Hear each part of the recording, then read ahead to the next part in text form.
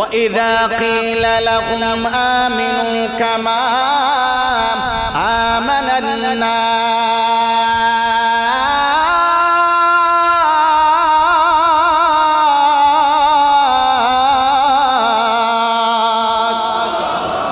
আমার আল্লাহ বলেন বান্দা শোনো তোমার ঈমান যদি আমার সাহাবায়ে কেরামের মতো হয় তোমার আমল যদি আমার সাহাবায়ে কেরামের মতো হয় আমার বন্ধুর সাহাবায়ে কেরামের মতো আত্মবিশ্বাসওয়ালা হয় আমিও তোমাদেরকে ওই সাহাবীর মতো সূরাতুল ফাতিহা পড়লে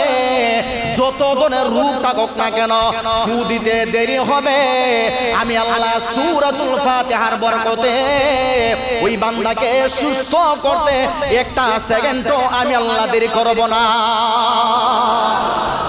এই হলো সূরাতুল ফাতিহার বরকত। সুবহানাল্লাহ। আমরা বিশ্বাস আছে নবীজির সাহাবী আবু সাঈদ খুদরি রাদিয়াল্লাহু তাআলা আনহু উনি একটা কাফেলা নিয়ে একটা একবার সফরে গেছেন। সফরে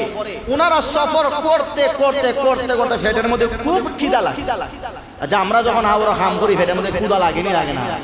হইয়াইছি রে জোরের আজানের আগে বুঝি ঘরে দেবারটা হারাইস কারণ আমি নাস্তা খাই আজার আমি এখন ফোন চাইন জোরের আজানের পর দুই আড়াই ডই গেছি সেটা লাগছে নি এখনো হে বাদ লয়ে গেছে না সর্দি যাবে গেছি মোটর সাইকেল দিয়ে ঘুম করে ফুবিরি আরে ওটা বসে কোনো মরের খালি বার সার খেলি আয় না রে যত লেট হয় তত তাইনে রাগ বাড়ে আজকে বাড়িটা যাই হাজুন দিয়ে একটা বাড়ি দিন জুত নতুন মাইস বান্ডারে না আগুন লাগাই সাহাবায়ে কেরামের পেটে কিদা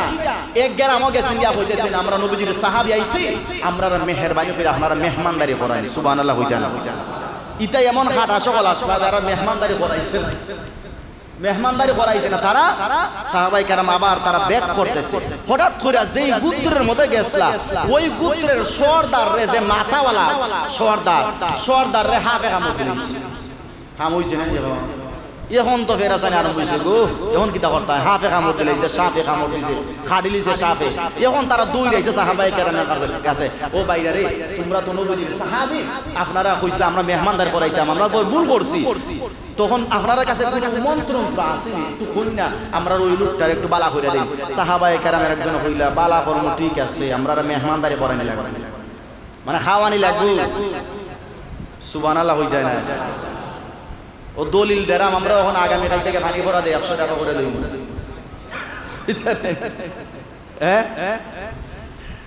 এখন সাহাবী কইতাছেন যে আমরা রে কিটা হরাইবা খানি খাওয়াইতে শুধু খানি খাওয়াই লইতো না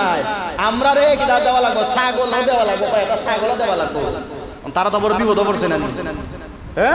বিপদ পড়ছে কইছে সমস্যা নাই খানাও খাওয়ামু ছাগলের ভালো দিয়া দিমু আগে আমরা সব দাবে তুমি বালা করব নবীজির সাহাবী কোন সূরা পাঠ করছো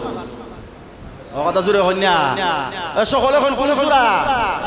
সূরাতুল ফাতিহা উনি সূরাতুল ফাতিহা পাঠ করছেন আর উনার জবানের ভিতরে যে লালাটা আছে লালা উনি জমা করতেছেন উনি কয়েকবার সূরাতুল ফাতিহা 40 বার পাঠ করছেন পাঠ কইরা উনার ভিতরে যে লালাটা আছে ওই লালাটা বের কইরা যখন ওই যেটা ফাঁকা কামড় মারছে যেই জায়গাতে কামড় মারছে ওই জায়গাতে উনি লাগাই দিয়েছেন সঙ্গে সঙ্গে 20টা মহান আল্লাহ সূরাতুল ফাতিহার বরকতে 20টার পানি বানাই দেন তারার ঈমানদার সুন্নতি জাতি ঈমান এজন্য আল্লাহ সূরাতুল বাকারার মধ্যে বলেছেন وَإِذَا قِيلَ لَهُمْ آمِنُوا كَمَا آمَنَ النَّاسُ